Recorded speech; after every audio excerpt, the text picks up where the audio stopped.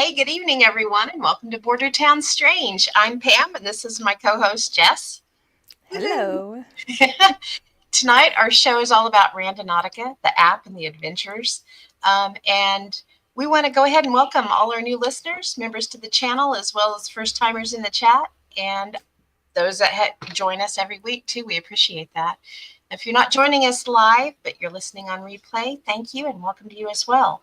So before we get started, Jess, do you want to do a little housekeeping and then we can introduce our What the Weird Word? Yes.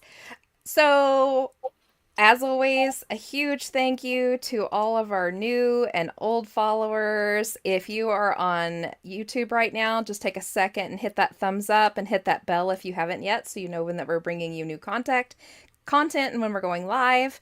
And if you're on Facebook, just take a second to like and share. It helps us get our numbers up, and the more numbers we have, the more stuff that we can bring you. And like Pam said, if you're listening, you can find us wherever you get your podcasts. And if you can't find us on your podcast provider, please let us know. Yes. Yeah.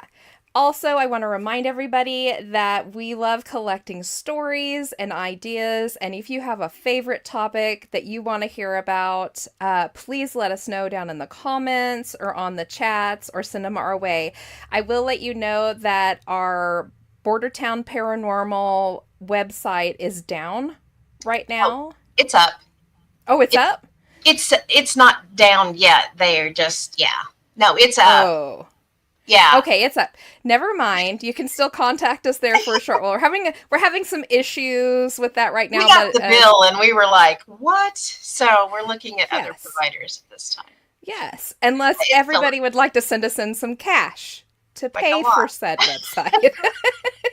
Yeah. That No, that's yeah. ridiculous. What they are asking is ridiculous and we refuse to pay it. So we are going to find another provider to host it. Yeah. Let's see here. Make sure if you're in the chats, hang around until the end for a few rounds of the notebook game. And I think that's all we have for right now. Moving on to what the weird word of the week. Do you want to pull that And up? tell Enzo hi and hi to Oh Ian. yeah. Thanks for joining us, guys. Yeah, let me Yeah, get this one's gonna be a fun one. We had some fun times going out and trying this app, and we got some interesting stuff. So stick around. it. Yeah.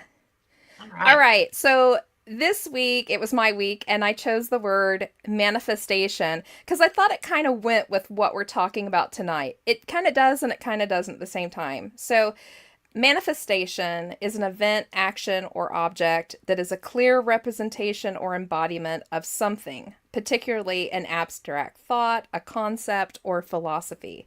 This includes things that were once unreal, like something metaphysical or spiritual. Manifestation can be seen as a cause and effect. By doing A, you are making B manifest. In a cause and effect time methodology, the order of events creates future outcomes. So really what this app is doing, and we're going to take a little deep dive into what exactly the app is, kind of how it got started and how it works with kind of like the mind matter situation. But really what a lot of the theories on this app are is that by putting your thought into what you're wanting to see, what you want the outcome to be, you're actually creating it for yourself. So it's somewhat like a manifestation in a way. It is. Yeah, absolutely it is. And it's really cool. I ran across this one explanation of it and I thought it was fun. It's like a mix of geocaching and mindfulness with a splash of the unexpected. I thought that was Yeah, cool. it certainly is fun, and it got people off their butts during COVID. So that alone is a miracle. Right. Yeah. All right. Do you want to start talking about some of the stories off the at the front or should we? Well, let's dive in because I'm sure not everybody knows exactly what Randonautica is. So I'll start with a little bit of the history of the start of it. I Okay. know Pam delved a little bit more into like the science of it and kind of how it works, but I'm going to give you just a little bit on kind of its beginnings. So Of course, if you don't know what Randonautica is, it's an app that you can download, and it's a mapping app that gives you randomly chosen end coordinates influenced by your intentions. So, what you do is you decide what you want to see. And it can be just about anything that you can think of. It could be a color, it could be a feeling, it could be representative of somebody. Your heart's desire. Your heart's desire could be your intention. And you think of it while the map is downloading undetermined coordinates. There's a couple of head servers that sit there and file through and find you coordinates within a specified area that you've chosen. And then it pinpoints your spot and it sets you off on your way. And it's a fantastic way to get out and walk, or you can even drive. And people even do huge coordinates where they're going out hundreds of miles away from their beginning point to do like a huge like adventure. That would And a be lot of fun. people, oh my goodness, that would be fun. That would be a fun like road tripping type of Mm-hmm. situation. Sure. Um, People started finding the most amazing, sometimes scary, sometimes horrible things at the end of this, at the end of their coordinates. So we're gonna deep dive a lot of this, and I poor Pam, I put her through her paces. I sent her like 50 some photos. No, it's great because there's some really good stories that go along with them. Yeah. I wanted to So mention Sharon said we were talking about the price of the website. She said she'll write us a uh-huh. rubber check. So yay, thank you. Yeah. So the app itself was designed by Joshua Langfelder, who studied the field of memetics. And if you don't know what memetics are, it's basically the study of how things are transmitted virally and human connectivity. So memes, basically. It's based on memes and how they travel. He was introduced to the Fathom Project. It's a small group of underground, self proclaimed mad scientists whose research focused on the outcomes of going to random places. So it's based on Guy Debord's theory Derive, which is a theory comprised of people going on random walks to get themselves out of their life's routine and get alternate glimpses of their realities. Derive, which translates to drifting, is basically a random walk. The walker is called a situationist. And the situationist would simply walk wherever their unconscious told them to go, disrupting their normal routine and gaining a completely different perspective. However, the locations they ultimately explored were never truly random. They were simply guided by a different sort of human awareness. So, this was actually a really huge thing, like back in the 60s and the 70s, to get yourself out of your normal, they call it like a tunnel vision. You do your same thing every day. You get up in the morning, you brush your teeth, you get your breakfast, you get dressed, you head out the door, you go to work. You stay at work for so long, and then you come home, and you do this day after day, and even on the weekends without realizing it, you kind of have the same patterns. You go to the same places. If you go out to eat, you go to your favorite restaurants. You very rarely choose that new restaurant. Or if you do choose the new restaurants, because you're going with friends who want to try it. So you're basically staying within your safe bubble. So this is popping you out of your bubble. And by doing that, you get a whole new perspective, and new things and synchronicities and weird things can happen to you because of it, which I think is just really, really interesting.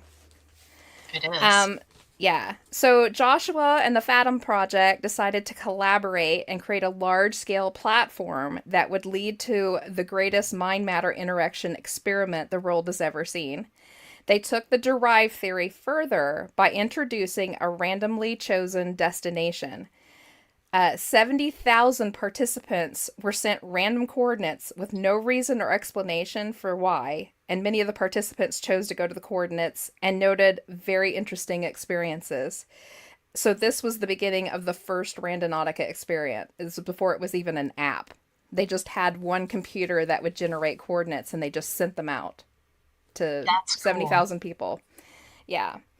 So, and it's also taken up a huge group following on Reddit. if you are on Reddit, go check out Randonautica because there's some amazing stuff. In fact, I would say 80% of what I'm going to throw up tonight on the screen is from Reddit. They have hardcore randonauting groups on these pages.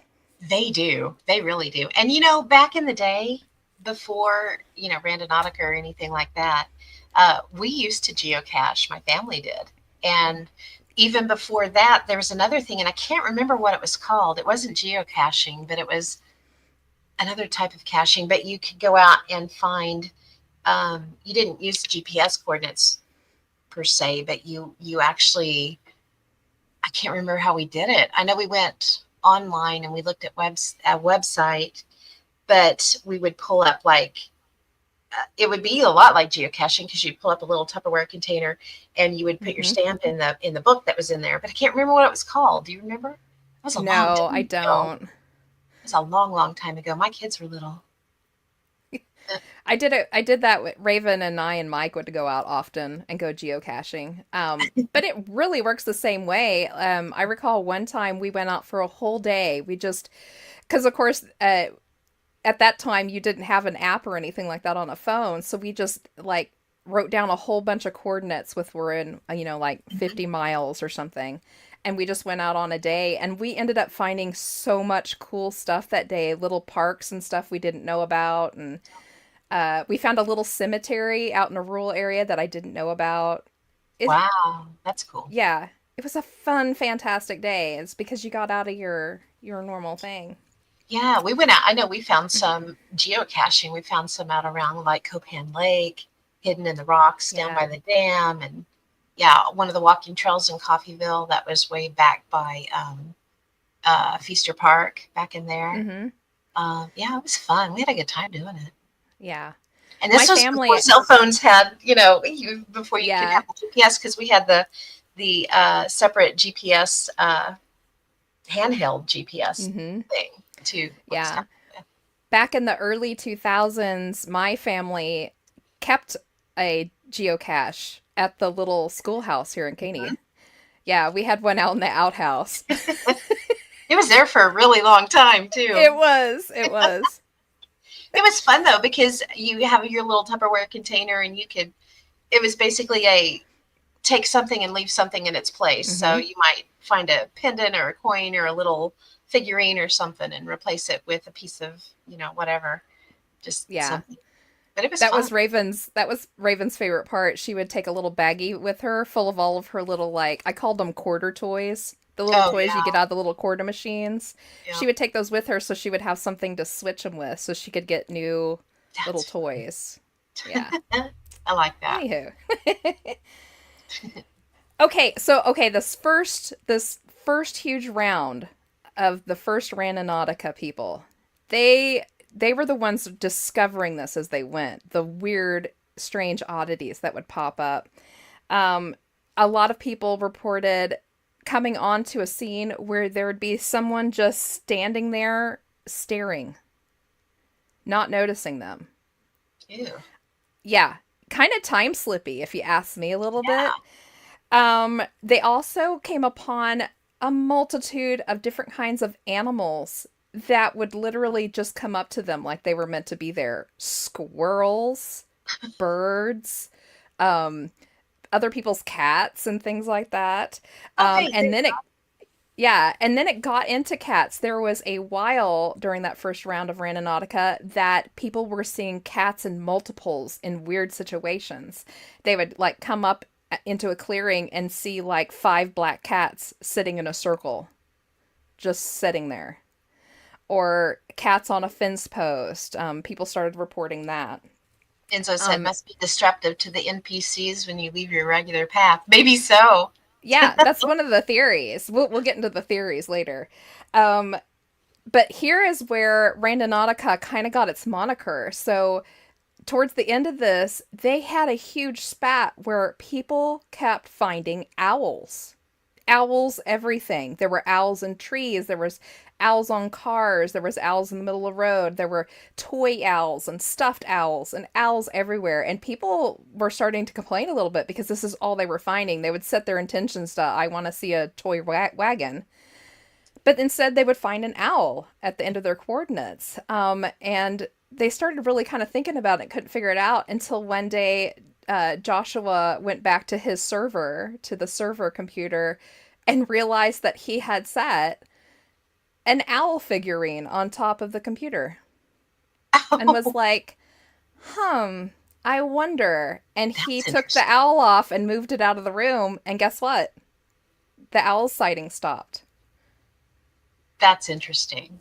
It is. So after that, they decided to test it a little bit further, and they put a thing of salt on top of the computer. And wouldn't you know it, just a short while after that, people started saying, I keep finding packets of salt, or I found a salt shaker.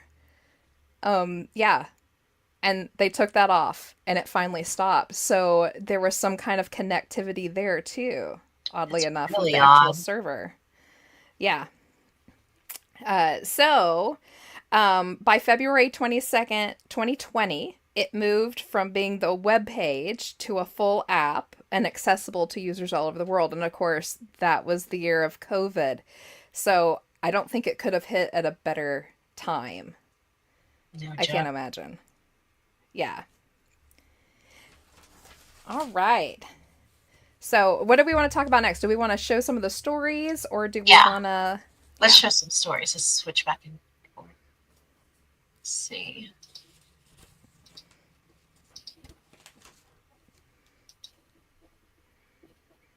All right. So, if you know Randonautica at all, you will know this story. This is the most famous story Enzo with said, I think I'd be Randonautica. putting some cash on the computer for science. Smart. Absolutely. They That may sounds like have. a good thing, yeah. If only he can put some money on the computer. Yep. That's awesome. So, do you know the story on this, Pam, or do you want me to tell it? You tell it. I've heard rumors about this particular one, and this is the one that kind of makes everybody, yeah, kind of freaked out about using Randonautica.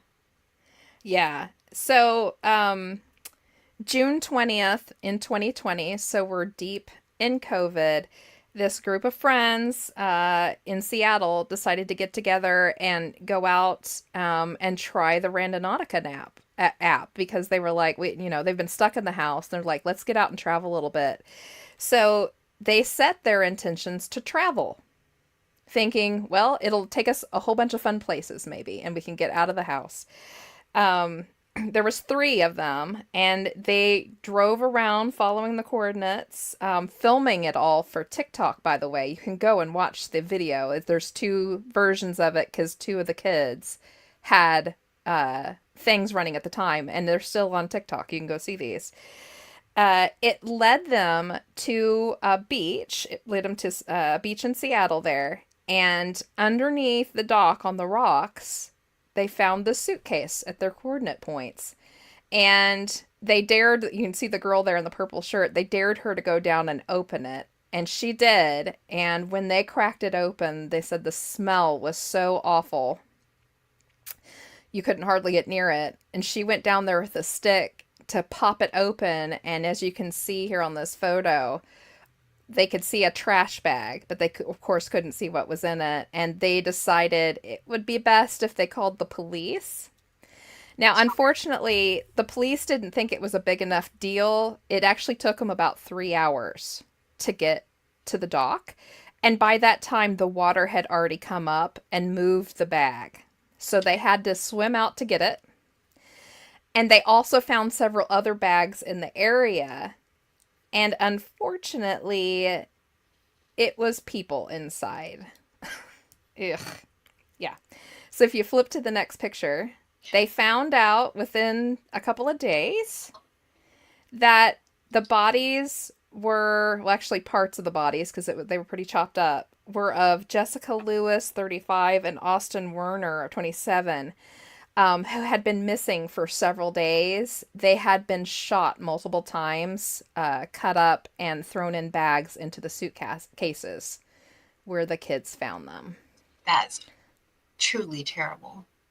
Yes. It made worldwide news. And unfortunately, Randonautica took on a kind of sinister air to it. And people started taking it out asking for crazy stuff. Yeah. Ian Uh, said, did the Randonautica people put a dead body on the server? Maybe I so. hope not. Um, if I remember correctly, and you may have said this already, didn't they set their intention at travel? Yes. They Yeah. set it to travel, but it makes complete sense. I think it's kind of like a genie in a bottle situation. You're never going to get asked exactly what you want. You're going to Mhm. get something an approximate to. Yeah. And if you think about it, they found a suitcase, which Yes. is They what found you have to have travel. when you travel. Mhm. Yeah, That's insane. it is. If you want to look into that further, like I said, you can go and see the videos on TikTok. You can also see them on YouTube. And I'm sure they're floating around on the Reels and Facebook. I would just go look up Randonautica suitcase, and you will find so much stuff on it. And you can watch the videos of them finding it. Yeah. That's crazy. Crazy, Yeah, crazy. And too bad. it is too bad. Okay, we'll go to a more fun couple of them here. Yeah. I like All right. these. And like Jess said, these are some that she pulled from Reddit.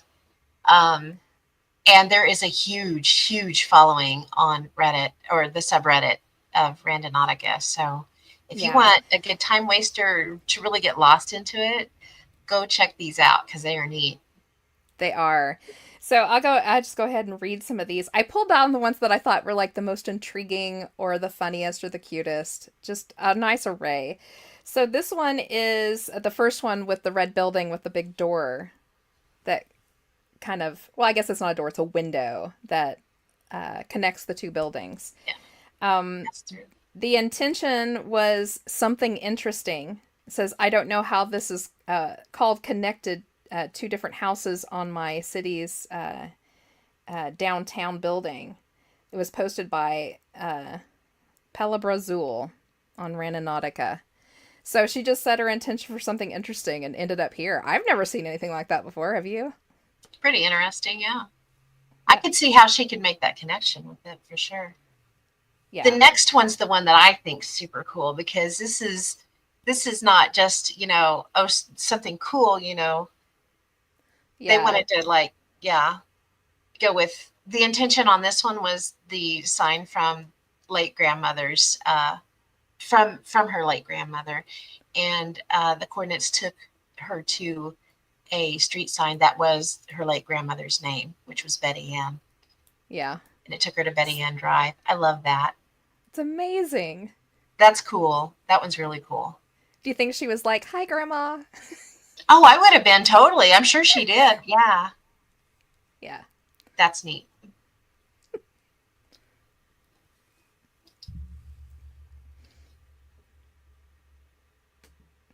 All right. I'm moving my screen up here. Okay, there we go.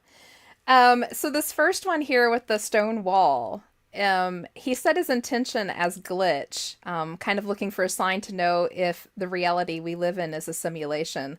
Guess I found it. If y'all can't read that, if you're listening right now, um, oh, my screen just messed up. It says this is the sign you've been looking for is Yeah, there you spray go. painted on a cement wall, which is really cool. It is. The second one, it said, it was my first time randonauting. My intention was money, and I found an abandoned mansion with this way to go underneath. The greed wasn't enough to get me to go under there. Me Smart. either. Yeah, these are neat. And the first one where it says my intention was glitch and was looking for a sign to know if the reality that we live in is a simulation. And spray painted on the wall is this is the sign you've been looking for. That's a little Yeah, wild. it's a little creepy. Pretty cool.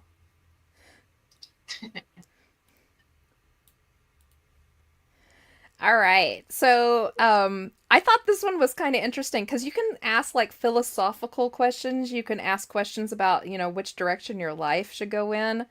And this person put her intent was a sign on how to deal with an ex who came back into her life.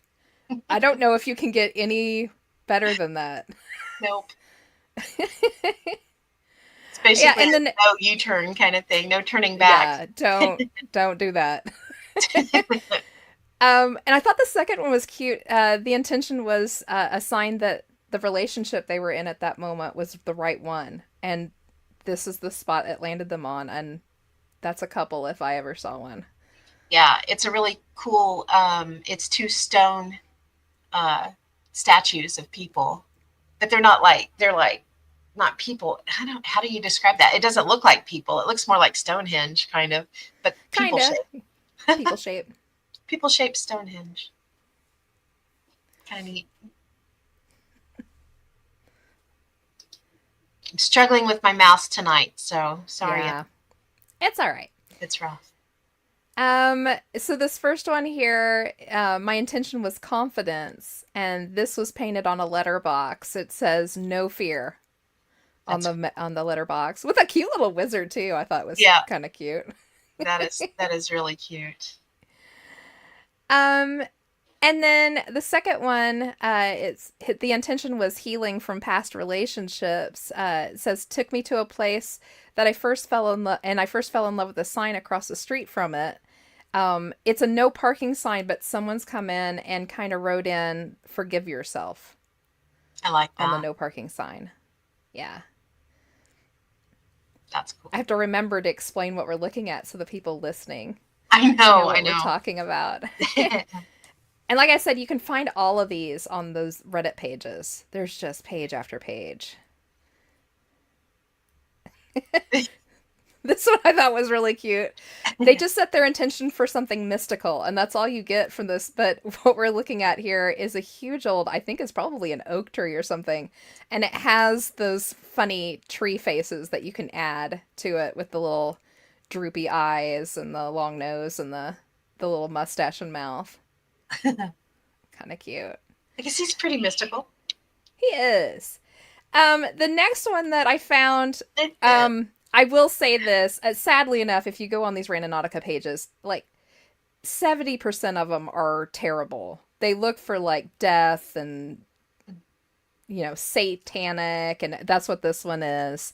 They asked for something satanic, and they said they found this, and it's literally, I think it's probably like a band sticker on a Metal.com. telephone post or something. Yeah, and it's got a like kind of wonky cross on it with a field of flowers, and I can't read the I think it's Morth Metal, morph MORTH metal or metal.com. mortal metal something. But it's got the cross and circle thing on the morph part of it and the O. So, yeah. Too funny. Yeah. All I like right. Oh, it. yeah, that one's sweet. Do you want to do that one? I'm going to grab a Sure. drink. Yeah. So this one, it's a flower garden out in front of someone's home, and it's got a statue. It kind of looks like a wolf howling at the moon on it. And the intention was, it says I had to put my dog down a week ago today, and my intention was to know that she was okay. And Randonautica sent me here, so it's just really sweet. It's like a really serene little flower garden with the dog howling at the moon. Yeah. I thought it was sweet. It is. Like I said, it was a little hard to find the ones that were on the sweeter side. I'm gonna see if I can pull our. Oh, it won't let me. I was gonna try to pull our Bordertown Strange off of there, but oh, there it is.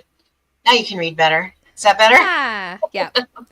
So on this one, I thought was super interesting, and there's another reason why too that the original poster I don't think realized. But it says first time randonauting this afternoon after reading an article last night. The entire time I was walking, I was muttering, "Where the hell is this taking me?"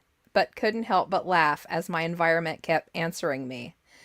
Um, okay, there's something to this. Now, on the picture is a picture of a little downtown area with signs on the side of buildings, and the sign that you see it says "You're not lost, you're here."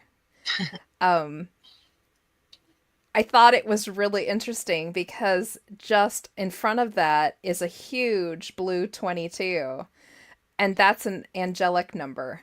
So Yeah, I just thought it was kind of like a little extra touch. it's pretty neat. Yeah. Very cool. Yeah.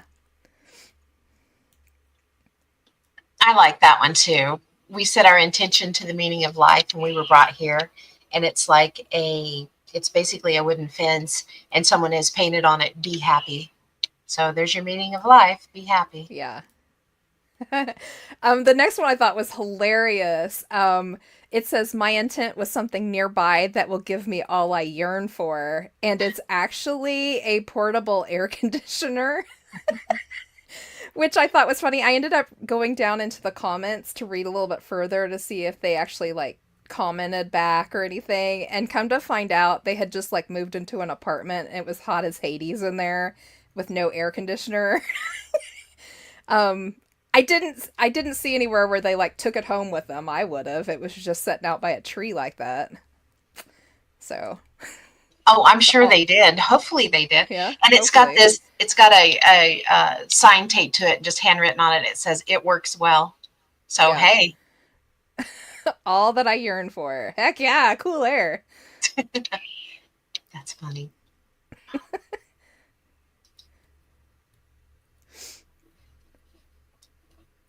This one, I like this one. Art was what they went for, and they found a tractor setting found on a curb in a residential neighborhood, and it's pretty much it almost looks like, is it foam or is it tie dye, or is it tie I dye on foam or I foam on it's tie dye? I don't it's know. like colored foam. I don't know, but it's pretty and interesting looking. It is. It's So, like a rainbow.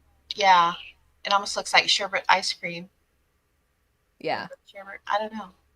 Yeah, It's kind of I neat like though, want to poke it. I want to touch right? it. Exactly. But I mean, they were looking for art, so there you go. Yeah. I thought the next one was cute. It said first time Randonaut user. My 8-year-old daughter wanted to come across fairy magic. Pretty close, right? And it's adorable. It's somebody's little made up fairy garden area underneath a tree with all the little houses and ladders and doodads that you can add to the fairy gardens. I don't know Yes, how you got get like any closer than stars that. hanging out of the tree, and Yeah, very cool. super cute. I like it.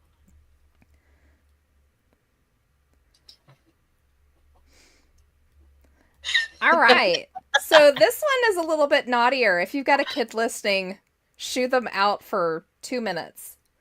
Um, so the intention set on this one was commitment. And at the end of their coordinates, they found this billboard with the two bunnies on it, which I obviously am not going to have to explain to you all. I hope you know what that means. And the sign says, "Ready when you are, again and again and again. Hope for couples with erection problems."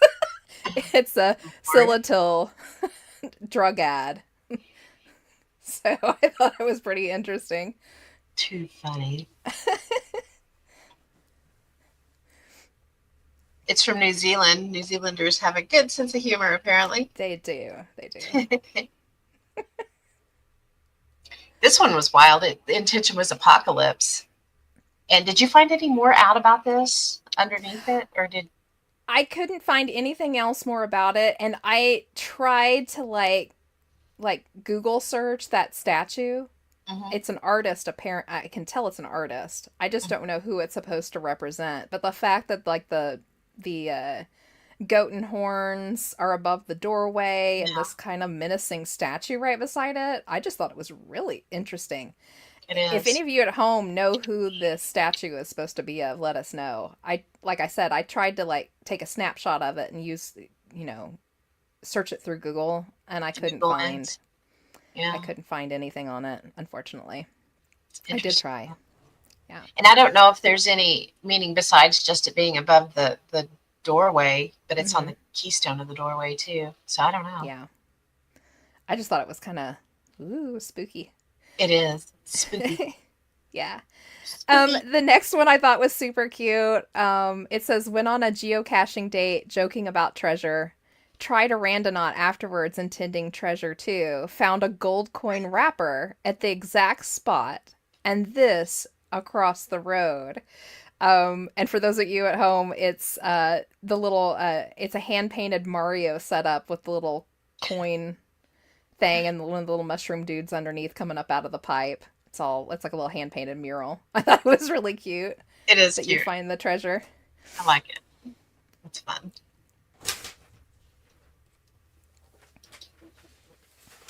Ooh, I'm dropping everything. I was like, what was that? It was me dropping notebooks. Shocker. No, not the notebooks. Yeah, I dropped my new microphone earlier while we were backstage and about killed Pam's ears, I'm sure. I was too busy freaking out about my mouse not working. Had to run find batteries for it, and it's still not really wanting to work. Okay, so this one it's a guy standing next to a what's it called? It's just a pole, a fence pole. post. Fence post, thank you.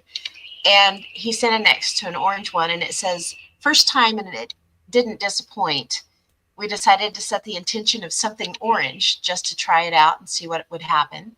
We were able to walk with the generation point. To our mind-blown surprise, as it says, destination end and to your left, there's a single orange pole and a long line of dark green poles." And there sure is. So he took his picture next to it. That's pretty cool. Mm-hmm. A lot of people report that kind of thing. The next one, first time randonauting, we set our intention as peace and safety. Took us to a storm drain that we found an abandoned kitten in. There's a little cute kitten here. Now, interesting, you can get up on Reddit and follow the adventures of this cat. So they ended up taking it home. They couldn't keep it, so they spent the next week on Reddit trying to find a new home for it, and they did. And that person took the cat on, and they keep them updated on the Randonauting site on how the Rando cat is doing. Oh, so you can go and catch up. Yeah. In fact, I think they called the cat Rando. I think that's the cat's name. That's fun. Yeah. He's cute too. Okay, this one says, first time randonauting, my intention was weird but not scary, and it took me to this door. And on this door is spray painted, not scary. Yep. That's pretty spot on. Yeah. The next one is another weird one. Set my intention to feeling less lonely in a big city. And the exact point was this bench with my name on it. And it says Michael's Bench. Rachel's bench. Oh, Rachel's Bench. Excuse me. Thought it said Michael's Bench. Yeah. So I guess, a place to sit down and invite others to sit with you, perhaps. That's awesome. Too fun. Covered in bird crap, though. I'd clean that off first. For sure. And so that's pretty wholesome. With the kitty cat, it is. Yeah. Very. Okay, this one says, this is what I found earlier. This is with the intention of unusual. I would say an old phone booth along someone's driveway is very unusual. In this day and age, it is. Didn't used to be quite so much, but yeah, for sure now. That's pretty cool. No. We used to find them around here all over the place. It made a great place to your kids to stand in waiting for the bus so they wouldn't get wet. There was a couple of them around our town. Yep. That were like that. I thought this one was kind of fun, but a little sad too. It said, my intention was happiness, and it brought me to this grave. Her name was Joy. And it's got a picture of a gravestone there. It says Joy Morgan on it. That's cool. So, yeah. Back talking about Rachel's Bench, Enzo said the birds are the friends, where the bird poop was on it. Oh. Well, I don't think they're very friendly if they poop on you. Birds are friends too. Too funny. The first one, it says intention was guidance, and it took them to a church.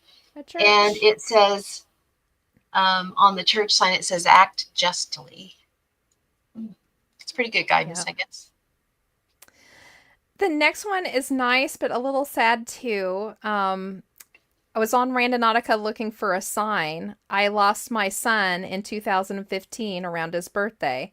I set my intention of where I could meet up with my kid, and the app took me to this tiny unmarked trail where this bench sat. Isn't that beautiful? That That little is. sunlit area? Yeah. That's sweet. That's like the perfect place to meet up with a loved one, like in a dream or something, you know? It's got Yeah. that quality to it.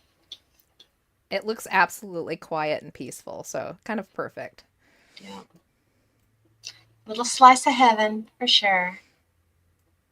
Yeah. This one says, ask for something creepy, delivered.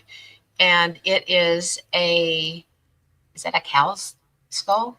Yeah, Something it's like skull, a cow or a deer or something. I don't know what it is. something.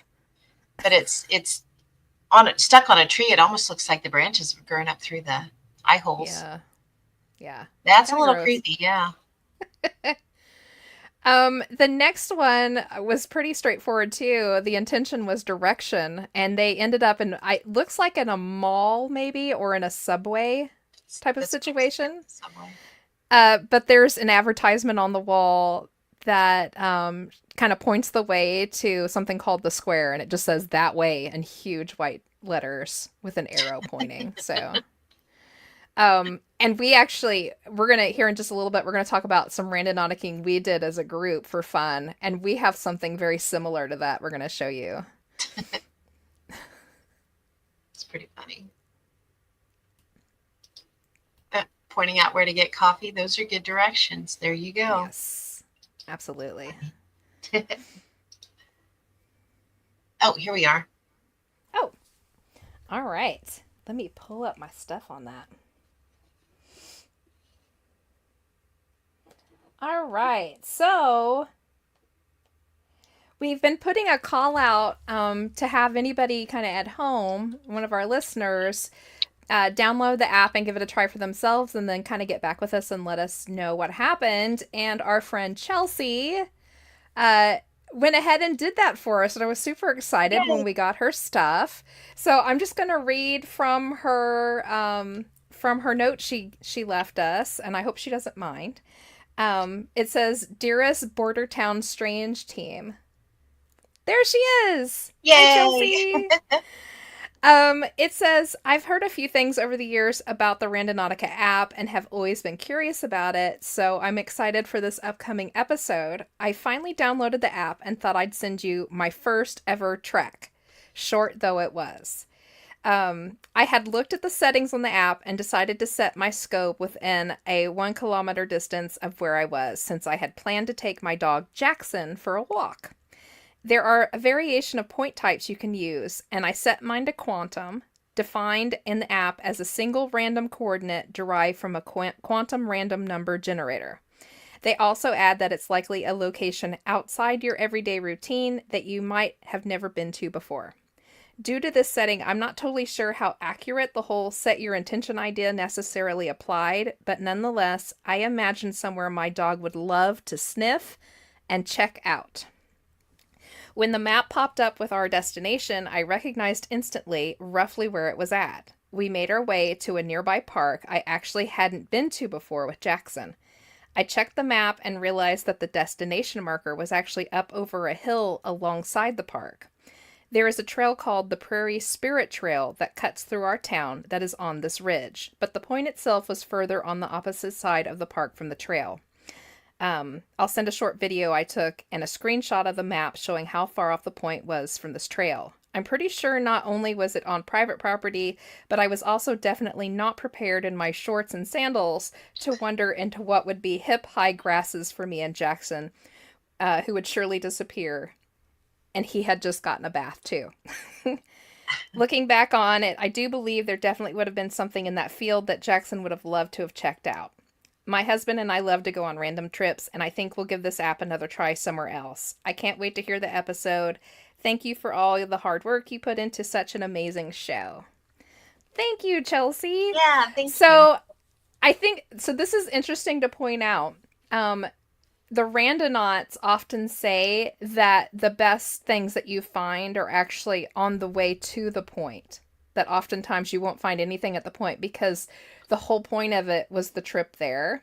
And the fact that it took you to a park and a huge open area that you had never been to before, I definitely think that Jackson got in some new sniffs and rootin' arounds that he's never gotten to do before And in he that looks area. super happy there.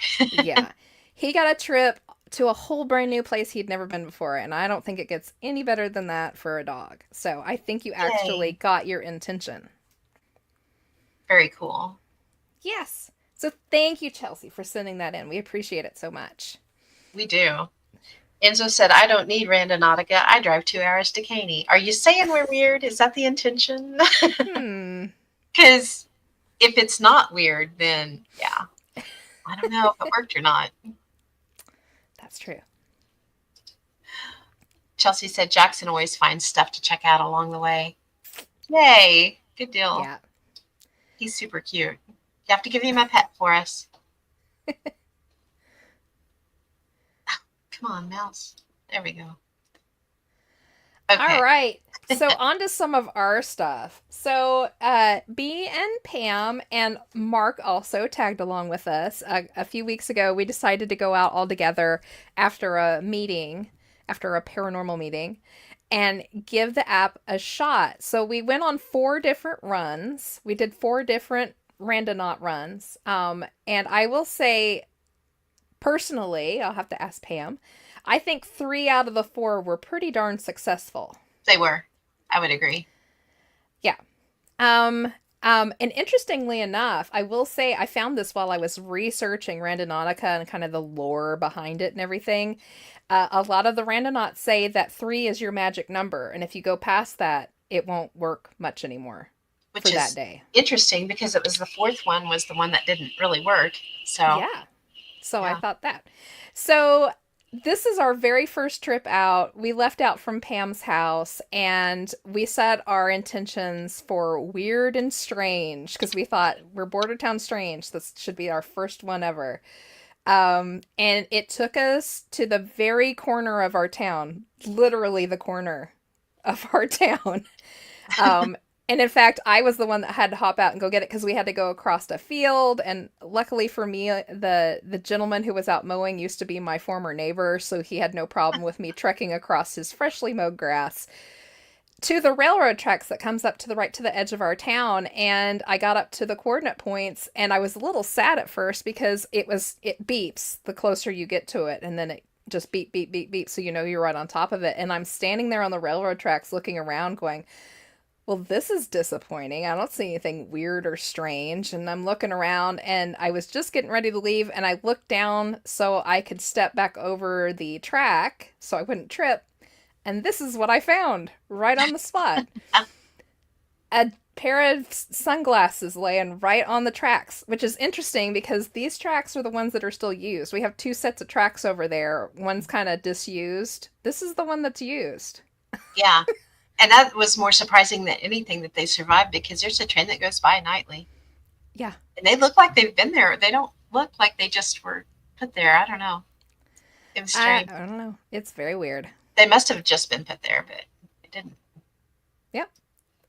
Pretty wild. Ken said Hi, hi. Hi, Ken. And Chelsea said, Jackson's watching alongside me right now, and he knows how handsome he is. Yay. Aw. Good boy, Jackson. Ken said, I thought about bananas, and the app showed me my nearby Walmart parking lot. There you go. There you go. That's a double whammy. You can get bananas there, and usually the parking lot at Walmart is bananas. So Very true. Very true. Rail bands. Oh, no. Enzo said, how often does a train run through there? I think, isn't it nightly? It's nightly, and then on the weekends, there's a train that comes by late afternoon on Saturdays. So, like clockwork. And I used to live, like I said, I lived over there on that side of town, 1 block away from that freaking... every night at 3:05, well, 3:05 in the morning, I should say, that train would come through. And back when I lived on Fawn, which is the street that I was on back there, that they push on the horn a few times before they pass an intersection to warn. This dude would start laying on the horn like 3 miles outside of town, and he would continue pumping that horn all the way through our town. At one time, he had a girlfriend in Caney. That one guy had a girlfriend, and he would Oh, honk yeah. the horn when he came through. Yes. Oh, drove me insane. There were nights when I thought about going out there and throwing like a big old metal bar across the tracks and letting it derail. I just wanted to sleep. So I'm going to play this because it's funny. I didn't get the video of it up, but it's like a 7-second clip of when Jess comes back to the car after she found the sunglasses. Let's see if I can, hang on. Stop it. Back it up. Turn the sound on. There we go. It's a pair of men's sunglasses on the tracks. Can you hear it? Yeah, Men's it was a sunglasses little. on the tracks. That is weird. Did either way play very good? It's a little quiet, but you can hear it. That is It's a pair of Yeah. men's sunglasses on the tracks. Yeah. Yeah, that was wild. It's pretty cool. It was. And it took me a little while. Like I had to go through a little field and then I had to kind of go up down a ditch and then up and climb a little bit. I almost didn't go up there. I was like, I don't know if this is worth it. Just went But on a hike. I did go on a hike. But yeah, completely weird and strange that there was a pair of sunglasses on the railroad tracks. Yeah, that is odd. And for those of you at home, when we say on the tracks, I mean it's literally sitting on the rail Yeah. with the earpieces open and to either side. Yeah. Pretty wild. All right. It's crazy. Yeah, so this one was fun. So Mark was the one that picked the intentions on this one, and he picked Lost. And I remember even Pam had said something like, "How is that going to work?" or something Yeah. like that. And I was like, "I don't know, we'll try it." So it wiggled us all the way through town, and we ended up on Highway 75 leaving south of Caney, and it stopped us right in front of the sign that tells you how far it is to get to Bartlesville and how far it is to get to Tulsa. So if you're lost, here's where you are. Basically, I was like, it's perfect. It gave us exactly what we asked for. It did. Enzo said, "Did you keep the glasses?" I don't think you did. I did not. I did not touch them. No, I did not touch them. Don't know where they originated. So No. Chris said, Chris is Mark's wife, and she said probably because he gets lost in Tulsa every time. That's funny. He failed to mention that small detail. Oh, so maybe that's what it meant. That's fun. Enzo said, in your area, I wouldn't ask to get lost. You'd be fighting off slee stacks till sunrise. You're probably not Enzo wrong. is sure that we all live like armpit deep in like cryptids and that they just like have tea with us in the morning or something. They come by for coffee. Don't tell everybody. Yeah. We keep trying to get Enzo to buy houses down here so he can come and, be a part of the gang full time. And I think he's chickening out on us is what he's doing. Oh, the Mhm. gauntlet has been thrown. Uh-oh. Blah, blah, blah. Ken said, I forgot to try it over the weekend. It might have been crazy on my trip. Ken had quite the crazy trip. Yes. He lives in St. Louis, and St. Louis got hit pretty heavily by a tornado, and it was maybe 5 miles from where Ken lives. So when I heard that, I was worried, and I was like texting him, "Hey, are you okay?" And he was like, "Why?" And I was like, "Tornadoes." And he was like, "What?" I'm not. He was like in West Virginia at the time. Oh, Had that's a good. ghost hunt. Yeah. And so I was like, "I'm glad you're not there, but this is what's going on." So then he's like, "Oh my gosh." So he's, trying to get a hold of his mom and his friends and stuff.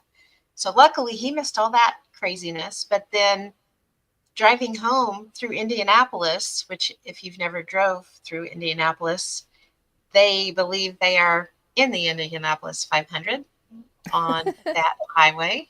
And yeah, I think he he had his fill of Indianapolis by the time he got back to St. Louis. So yeah, he had a crazy one. It would be interesting to see what you could have come across with all of that. Mm-hmm. Well, go ahead and give it a try the next time you're out and about. Like everybody at home, like download this app and It's give us fun. updates. We'll totally put them up on the show, what you find. It's fun. Enzo said he can only find houses in Katy by the railroad tracks. He's not lying. That's funny. Well, in Yeah, our defense, like we're only like maybe what, like 12 blocks wide, if probably. Yeah. that. So I think just about anywhere you are. I mean, my You're not. mother lives in rural Caney and she can hear when the train goes through. Oh yeah. So, Yeah. you know, The racetrack in Caney is right by it's actually on the other side of the railroad tracks, and you hear it all over town very loudly. yeah. Not in a bad way, though. I think we all like the races for the most part. This one was interesting. This was number 3. And Yeah. we did creepy on this one, right? Yes. Yeah. And we ended up, this is an old set of, oh, what was it? What was the original business? I can't remember. I always forget the name of it. Katie, no, not sheet metal. Gosh, I Arrow, can't Arrow remember either. Valve? Oh, Was it yeah, Arrow that Valve? was it. Arrow Valve.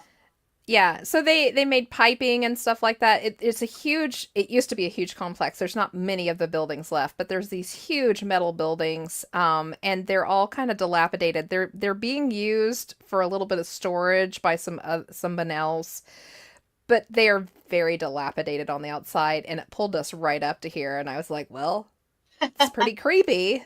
So I actually I took a picture from the car, and then I decided to hop out and put my phone in the window and just kind of see what was in there. You can see the leaves are in the way from the bush that's growing through the door, and it is just pretty creepy.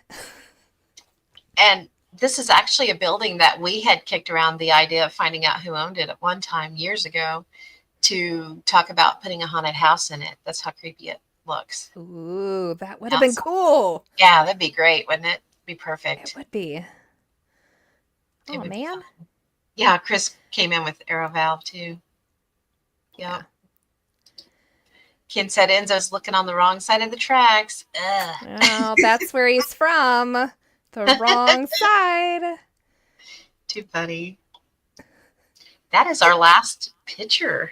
It is. So I'll go ahead and tell you about we did one more. We did a fourth one, and there's a reason why there's not pictures. Yeah. So we actually, I decided it was my kind of turn to pick, and I decided I was just going to go dark. So I chose dead. Because I thought, well, there's a lot of things you could do with dead. Maybe we end up at the cemetery or, who knows. And it wiggled us back to this little residential area right by Pam's place. And it pulled us up into literally the middle of the road. We didn't see anything dead there. There was a unoccupied house that had looked like it had been boarded up for quite a while.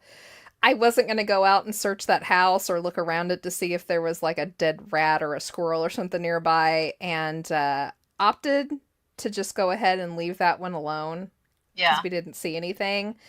I did some research when I got home on that house to see if maybe the person who lived there had passed or, something to that effect. And literally, this is the only house in Caney I could not find any information on at That's all. interesting.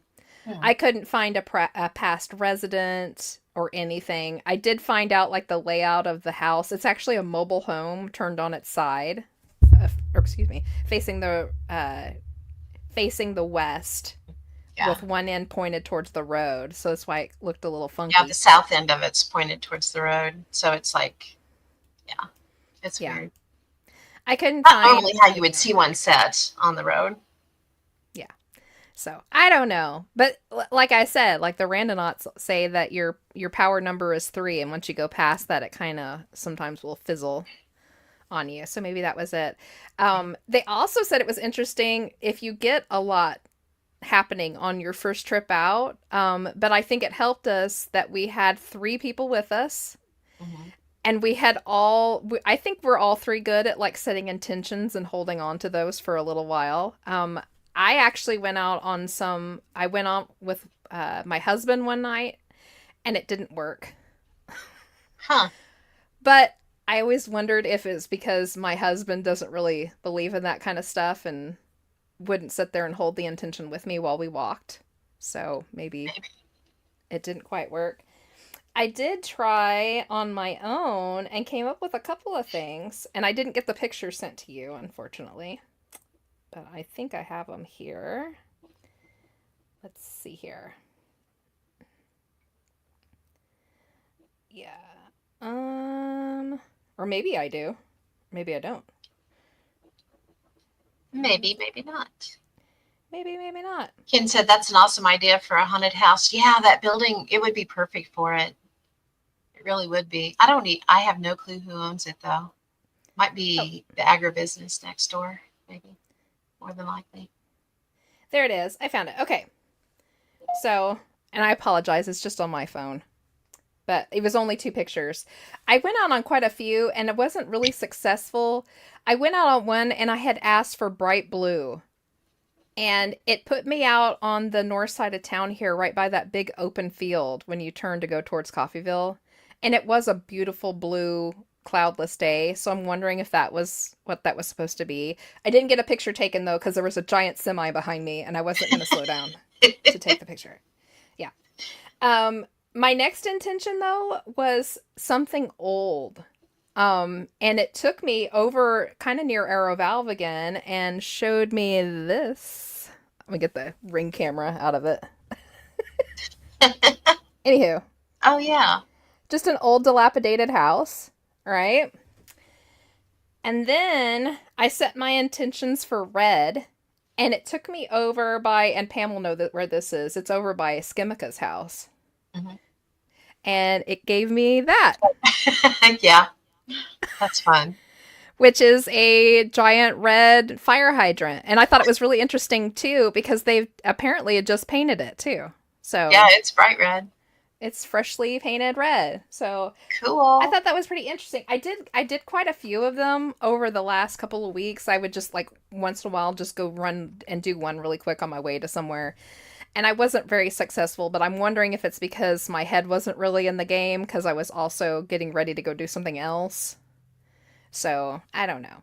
I guess I'll have to work on it a little bit. Yeah. Yeah.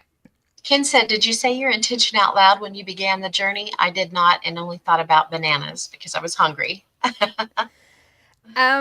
We did out loud when it was the group of us because, of course, we all had to know what the intention was. But, of course, I didn't say it out loud when I was by myself. I just thought it. So, yeah.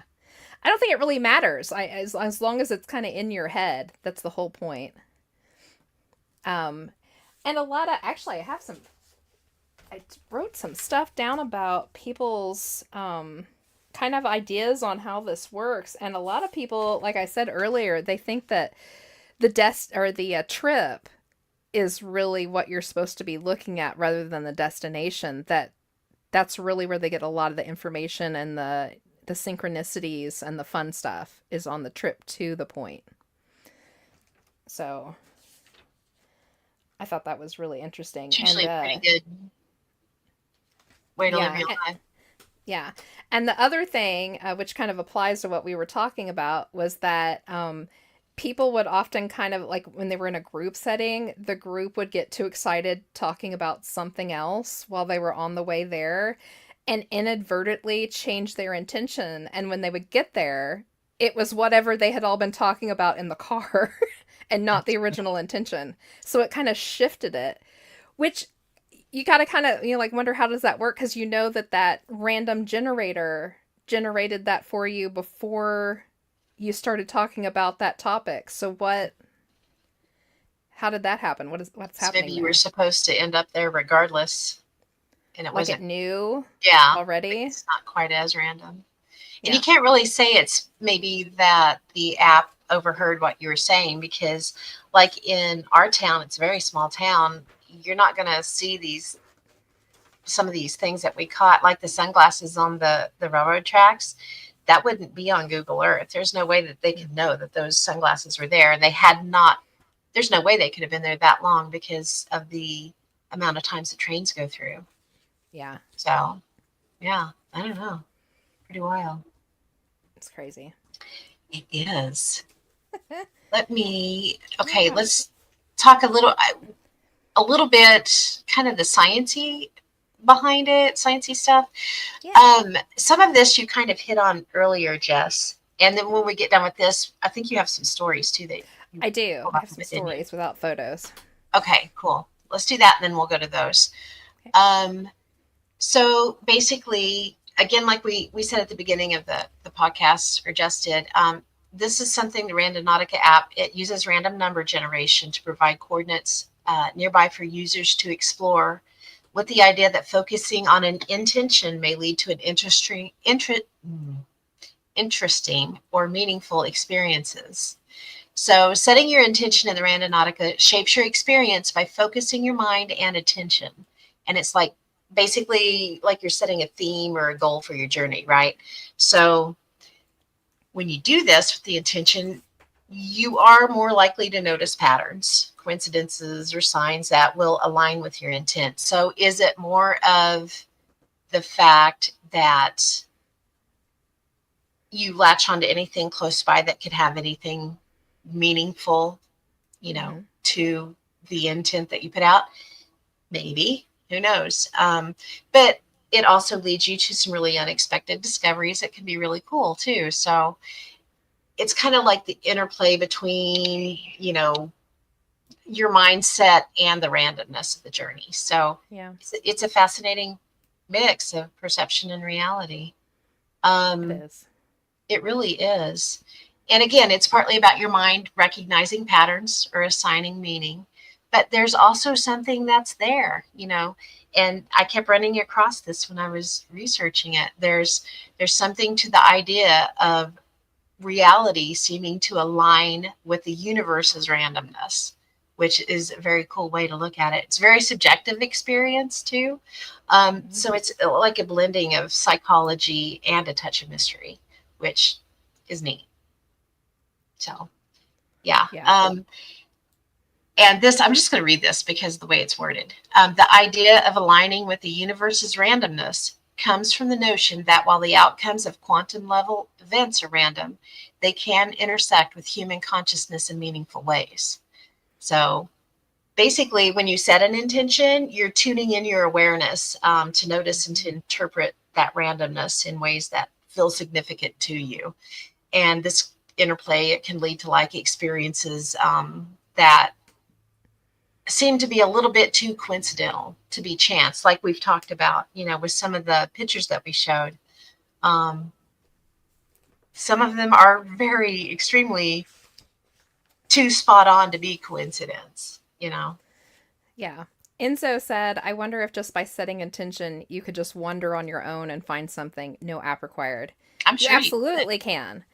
That's what Randonautica is based on. It's based on the derived theory, by Guy Debord. That's what he encouraged. He encouraged people to just get out and walk in a random direction to allow your brain to just kind of float and to just go wherever the wind might take you. And people were finding meaning and interesting and synchronicities all along the way and at their endpoints simply because they were allowing kind of the fates to take over for them and ending up in completely new areas. They were the ones that just decided, hey, let's stick a coordinate at the end of it so they have a destination. Yeah. So you absolutely can. Yeah. So it's like the idea is that in quantum mechanics, outcomes are inherently unpredictable. It's a stark contrast to like classical physics, right? So, and then you've got your synchronicity that comes into play along with it, as users often report meaningful coincidences or the experiences related to their intent, which is basically what Jess was just saying to Enzo right there. It's very, very cool. And then you've got the blend of quantum level randomness and personal synchronicity makes it really, every journey is going to be unique because of that. And that's the fun part. You're never going to have the same experience twice when you do this. In says intention pint of ale, 20 minutes later, arrive at pub. There you go. Actually, with the way that Randonautica works, I'm pretty sure you would end up at an AA meeting. Just saying. You very well could. Something that we haven't hit on yet that we really need to make sure that we emphasize. Safety is key when you're doing this. Mm-hmm. It's crucial. Make sure that you stay aware of your surroundings. Don't trespass. Avoid trespassing. But trust your instincts at the same time. But again, if it's not your property, don't be going on it. And it's always good. Make sure you take someone with you. If you're going to be traipsing around out somewhere outside of your vehicle, and make sure that you let somebody know where you're going. And again, be mindful of your surroundings. Watch out for snakes. Snakes are especially easy to not be paying attention to if you're trying to find something meaningful around you. And especially in our area, always check for ticks. Yes. They're disgusting. Yeah. And they cause issues. And just a heads up, so before you go on your trip, like you set your intention and you say go, and then it'll show you your pinpoint. And then you can choose whether you take that trip or not. Look at where the pinpoint's going to fall. If you know that's private property or an area you can't get back into, don't choose it. Just put in the same intention or a new intention and redo another one and move on to a different section. I will say, just so you all know at home, if you don't have the app, it runs off of coins, which you can buy, but you don't have to buy it. If you go to the little shop and you go about partway down in the little options and the packets you could buy, you get 100 free coins every day, which is enough to go on 4 or 5 trips, which is plenty. And just wait 24 hours and then you can refill it again with your free coins. So you don't have to pay. Now, if you want to do one of those giant trips, you're going to have to ditch in a little bit of money, but yeah, for sure. Yeah, dude's got to eat too. So Ken said it's kind of like my question to myself, the universe, on journeys when I make a wrong turn. Okay, why did I go this way? And what am I supposed to see along the wrong route? I notice that I'm more aware and look more closely at the area, and I do end up finding interesting things. That's something that's always fun, going places with Ken. When we traveled with our Amok team out to Indiana, to Fort Wayne, I had never been over into Ohio, and we were really close, and the others wanted to go to the zoo, and we decided to go the opposite direction just to see what we could find. We ended up in the coolest cemetery ever. We got some absolutely beautiful pictures, found some really, really cool headstones, and it was a neat little town. So yeah, it was a lot of fun. But Ken's really good at doing that. Half of his journey, like we'll go somewhere and then he'll spend 2 days getting home, just because he's going down the roads that aren't, well traveled, or, it looks interesting to him. And he comes up with some of the greatest pictures and stuff. So yeah, cool. Ken does that all the time anyway. That's awesome. Chelsea said, I'm a huge fan of the site Atlas Obscura. Mm-hmm. Yes. And usually plan trips based around it. I'd love to use this app next time I go to a location I found on there. That's a great idea. That is cool. That's fun. Yeah, Atlas Obscura has got some really cool stuff on there. Yeah. Very, very fun. Let me see if I had anything else to add to that. Ethical considerations was one. Again, make sure that you respect privacy and be careful. Avoid cultural or environmental harm, and be mindful of the local norms. Don't be doing something that you would do somewhere else if you know it'd be frowned upon where you're at, kind of thing. And it's also ethically use this with positive intentions. Don't, like Jess said earlier, try to stay away from the really gross stuff, and be aware of the impact that your actions might have in the area that you're in too. Yes. And responsible usage, again, it means being considerate and thoughtful and ensuring a safe and ethical experience for all. And for all means everybody, not just your little group or you. It also means for the people that live in the area or anything like that. So just be mindful. If you can just be mindful, I think that's the best. Because there for a while, there was talk of them not being able to keep this in the app stores anymore because of the weird things that were being found Yeah. and the harmful things that were being done Mm-hmm. because of Yeah. it. So yeah. Yeah. You'll find a lot of horror kind of stuff on, especially on like YouTube and TikToks. Yeah. And I would guess like 99.9% of those were set up to come out that way for the drama factor of it, for the scariness. Mhm. Some of them are just kind of ridiculous. You can kind of tell, but so be wary if you go up on YouTube and look up Randonauticas. That went down. So It did. Ken said, "Oh yeah, on our trip in Ohio, we also found the confluence of a river in Ohio. We did. That was neat. That was very cool. Neat town, and it was a fun yeah, trip." Chelsea said, "Similar to Ken, whenever we go on trips, we tend to get lost at some point and have lucked into some awesome places and events. Old school randonautica equals misreading directions." Yeah, right. yeah. There you go. It's Kind funny. of getting lost, but not. And Ken said, "Also be aware of sketchy areas that the app might point to." Absolutely. Yeah. Yeah, If it's hinky looking, don't just yeah. like Jess Don't said. walk into like industrial parks Mhm. or stuff like that. Certainly don't walk onto the railroad tracks if you're not in like a small area where you know the train routes. No joke. I don't want anybody dying because I said to go on the railroad tracks. Please don't. You know, one of the coolest stories I think I've heard on Randonautica was this couple. They were very poor. They had just moved to the city and basically pooled all their money to rent this apartment. And that meant they got the apartment, but they had no furniture, nothing with Hmm. them. So, they were hoping that they could fix that situation before too long so they weren't sitting on the floor. And so, no money equals you have to do something cheap for entertainment. So they decided to do Randonautica, and they were searching for something red. And they walked through some city streets, and it took them into the industrial area that was near them. And they walked through an area where you could tell it was, it wasn't in business anymore.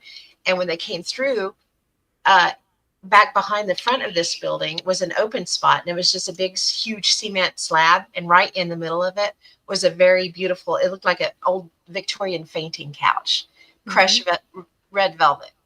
And they were like, "There's no way, this is not meant to be ours, it's just right here, in the middle of nowhere." And so they ran home, got their truck, brought it back, loaded it up, and took it home, and they had a couch, a really Yep. pretty one too. So I thought that was fun. Yeah, it really is. Hopefully somebody didn't come back and go, "Where'd my couch go?" Well, maybe not leave it out in the middle of you know, a Industrial industrial place, park. but that's where Enzo I think said my that's glasses. that's where I leave my glasses, on the railroad tracks. Well, I know where your pair is, although they're probably destroyed by now, I'm I can sure they are by imagine. now. Yeah, probably a good 6 or 7, or well, when did we do that? It's been a while. It's It been a few was weeks ago. It was Yeah. about So there's 2 probably or been 3 a weeks good ago. 16 trains that gone through since then. There's Yeah, they're probably not much demolished by left of them. now. Too funny. All right. Do we want to talk a little bit about the conspiracy theories on the Absolutely. app? Yeah. Absolutely. So, of course, if you're going to have something that's going to dredge up dead bodies and suitcases and stuff, there's absolutely going to be conspiracies about it. And actually, I think it was Enzo kind of brought up one earlier about non-player characters and stuff like that. Simulation theory. A lot of people think by using the app, you're breaking the matrix or going off of your character's pre-written course. And that's why you start seeing synchronicities and weird things glitching out in front of you because you've left your character course. Hmm. Ian's heading out. Needs to go to bed. Yeah, we will definitely. Notebook 2, page 18. Yep, we will remember that. Ugh. Good Okay. night. I got it, Ian. Catch in on the next one. We'll or listen to it later and you get it. All right. So the next one is they think it's based on chaos magic and occultism. The app is releasing information that belonged to the esoteric societies for hundreds of years. So, like, Illuminati has seeped in. Ooh. Yeah, and well, I mean, there's a huge conspiracy theory that they've been trying for the last few hundred years to eke this back up into our society to like infiltrate us all with this old power, like magic knowledge and take over from like the inside out kind of thing. Um, there's Interesting. also a theory that it was designed by an alien race that's trying to take over, and this is how they're kind of infiltrating us with their, alien app. Illuminati.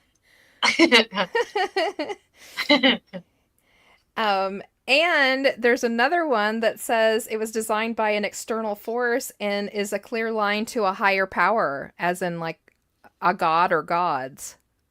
That we're tapping into that somehow, and that's how we're Interesting. getting all these extraordinary things that are happening. Oh, I don't know if it's quite all that, but I think there's a little bit of something to a couple of those.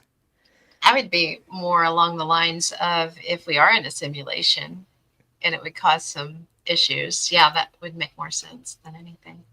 Yeah. But that makes you wonder though, if that were true, if we are in a simulation of some sort, wouldn't you think the makers of the simulation would have figured out a way to shut that out of the game? Maybe it's something that they just weren't worried about because so many, not everybody would use it. Yeah. Or is it like a rogue character that they can't control anymore and it's producing it or something? I don't know. Maybe it's like a little Easter egg they threw out there to see what would Yeah. happen. I don't know. That scares me when we start talking about that stuff because it's so close to home, you know? Yeah, I know. Yeah. How does sending you to the middle of nowhere take over the planet? Good point. Well, I mean, maybe they're training us. By using this app, it's training our brains somehow so that when they come to take over, they can do with us what they want. It's the glitch that they just can't patch. There you go, Chelsea. Yeah.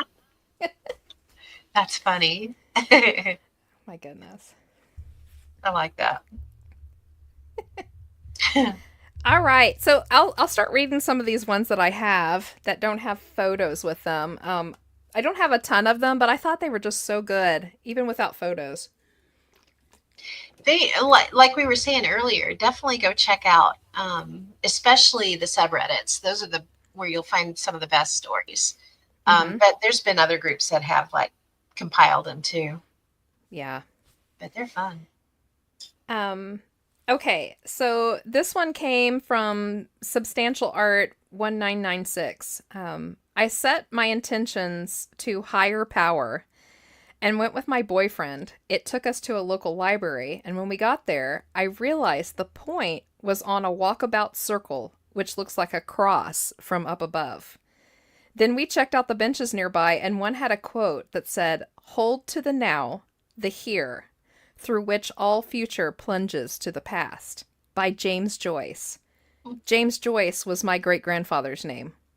The other bench had the names of a family that donated the bench, and one of the names was the name of my boyfriend's stepfather. Not exactly sure the full meaning, but it felt otherworldly, and I can't believe it had both of our families' names on the benches. So surreal. That's interesting. Yeah. One's interesting too. That's wild. It is. It's kind of crazy. Hmm. My friend and I had just gotten out of a movie in Boise, Idaho. We walked down a neighborhood that was close to a giant hill. My intention was something scary, and as we were walking down the street, there was a wheelchair just sitting in the middle of a completely empty parking lot. I had chills. That's That wild. is kind of creepy. Empty wheelchairs sitting by themselves are always creepy. I don't They know are. why. Yeah, they are. Yeah. Super strange. Um, this one is kind of like Chelsea's a little bit. I set an intention to take my dog somewhere awesome to play off leash. I was on my way home from running an errand with my dog and decided to randonaut for a place to play off leash with her. I checked out the location and it was an apartment complex. Weird. We get there and there's a little dog park right on the front part of the property. Aw, that's Yeah, cool. I thought that was nice. That is wholesome. That's one of your wholesome ones, Enzo. It is. Yeah. I like the fun ones. I mean the spooky ones are kind of cool, but yeah. It's nice to know they're not all spooky though. Yeah. Um oh wow, this is kind of interesting. Hang on. Chelsea said the app itself has a sort of social media aspect to it too. It can show what people near you have found. I had noticed mine was a bunch of people showing pics of empty fields saying something like nothing here. Huh, Oh, yeah. that's cool. My daughter and I asked, where is Jackson? Meaning our lost cat. It showed a place half a mile up the road where three guys were working on a utility pole. We stopped and ran around screaming for Jackson, but never found the cat. However, it turns out that one of the men working at the spot was named Jackson. So they were sitting there yelling for Jackson, and I bet the guy on the pole was like, "What?" That's funny. Oh my goodness. Yeah, like I said, like this almost acts like a genie in the bottle. You know how they're just kind of a little elusive on their, Well, you didn't their say the grants. cat, Jackson. Yeah, their wish granting is a little. That's very Faye. Yeah. That's very Faye-like. I thought this one actually made the news. This is another big one that happened. Me and a few of my friends decided to try the app this night. We didn't have any clear intentions, which I will let you know, by the way. You can actually do that. You can run with no intention and just see where the wind takes you, kind of a situation. At the first spot, we didn't find anything, but at the second spot, an old homeless-looking man approached us and tried to stop us. Honestly, none of us wanted to interact with him. Then he started saying, "Help me, please. Call an ambulance." Then all of us stopped suddenly and looked at each other. I was so frightened I couldn't say anything, but one of my friends called the emergency line. The man started suffocating. We asked questions about his condition, and he told us that he had a lung enlargement, and his emergency bracelet had run out of battery. All things considered, it was so unbelievable to me. We saved a man's life at 3 a.m. with going and trying Randonautica. Holy cow. Yeah, I looked into the news story a little bit, and he had his emergency bracelet had died. The little battery in it was gone out of it. And it was kind of out in the middle of nowhere. And if those kids hadn't been randonauting where they shouldn't, he would have died right there by himself. That's wild. Yeah. But because they were there, they got the ambulance to him in time, and he was saved. So Well, all that right because of there makes Randonautica. the entire app worth it. Yeah. Save your life. Yeah, Cool. with no intention. So apparently somebody somewhere said, "Well, if you don't have an intention, I'm going to give you one. It You've was got a definitely job not tonight." his time, was it? Yeah, definitely not. Um, I came home to visit my family, and decided to go on a walk. My intention was something from my past. The point it generated was actually the house I grew up in. No joke. Down to the exact address. I haven't lived there in 15 years. Just how is how it ends. That's cool. Yeah.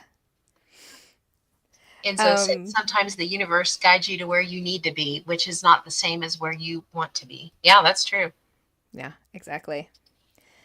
Um, I set the intention that we would see something weird in a place we could access. It took us to a road surrounded by woods.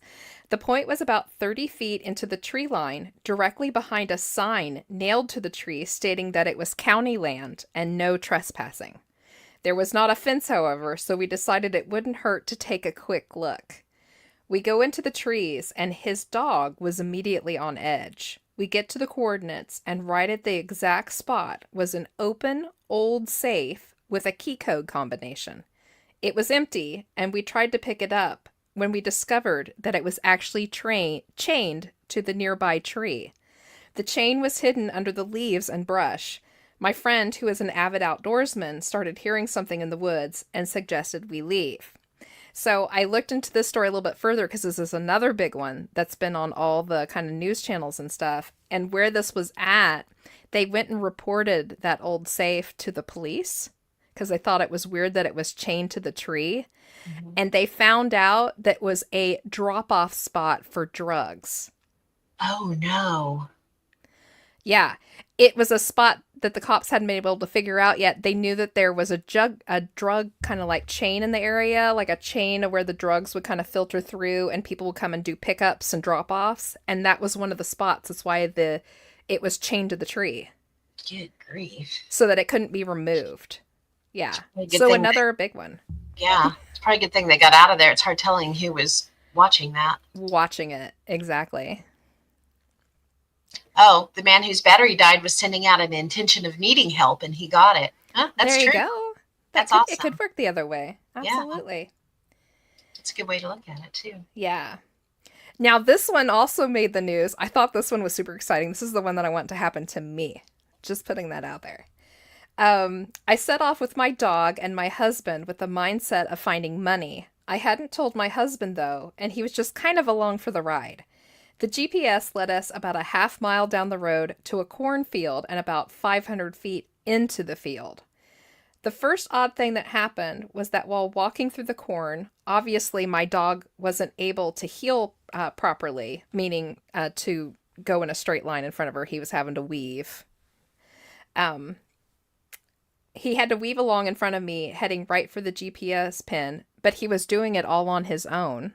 So he knows the route, and she's not even leading the way.